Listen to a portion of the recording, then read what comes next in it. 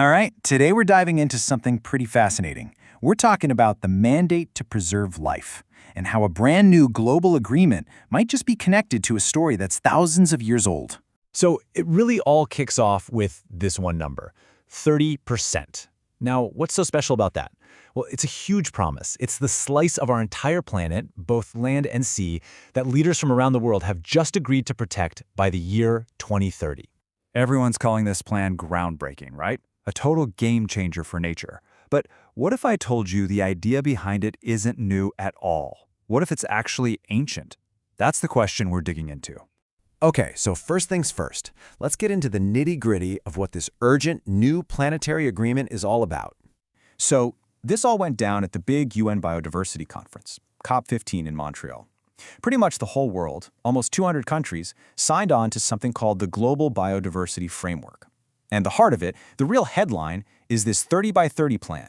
The goal? To protect 30% of Earth's land and seas by 2030. And to make it happen, they've put together a massive $200 billion fund. And believe me, the timing here is absolutely critical. The UN has put out this really stark warning.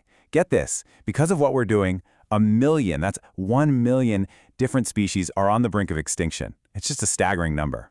Okay, so when we talk about 1 million species at risk, what are we really trying to save here? It's not just about individual animals. It's about this whole incredible system, which you could call the web of life. The sciencey term for it is biodiversity. And no, this isn't just about saving pandas and polar bears, as important as they are. It's about the whole shebang, this incredibly complex web that links every living thing, from animals and plants down to the tiniest microbes and the places they call home. Think about it. Everything depends on everything else. It's a delicate balance that keeps our air clean, our water pure, our soil fertile.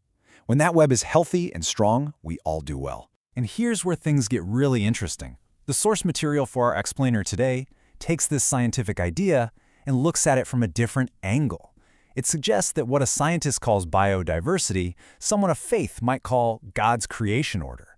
It's really the exact same concept, this intricate, interconnected system just viewed through a spiritual lens. And that order, whether you call it a web of life or a creation order, well, it's in big trouble.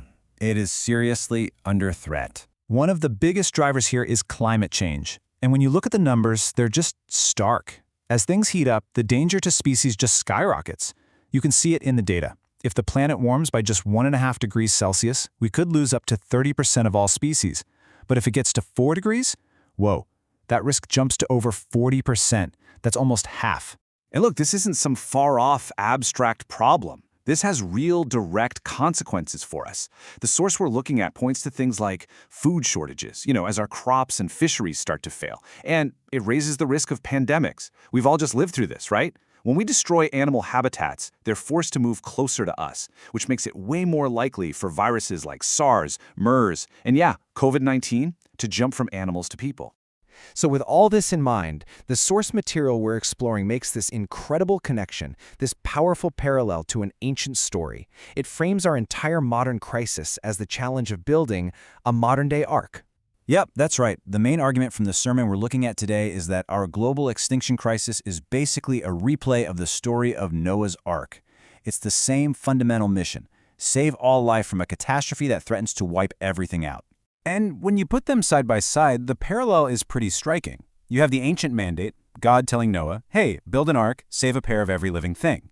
Then you have the modern mandate, our global agreement to protect 30% of the planet with a $200 billion fund. The source argues that these are basically the same instruction, just thousands of years apart. The source brings up this really powerful symbolic image. A picture of a koala, singed from the fires in Australia, hugging a polar bear whose Arctic home is literally melting away. It's just a heart-wrenching image, and it's a reminder that while we humans are scrambling to figure things out, it's the other creatures on this planet that are paying the immediate physical price.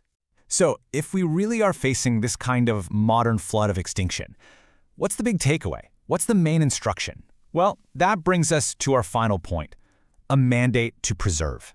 If we go back to the book of Genesis, the source highlights that famous line that repeats over and over: God saw that it was good. The point being made is that the sheer diversity of life on Earth was seen as a good thing right from the start.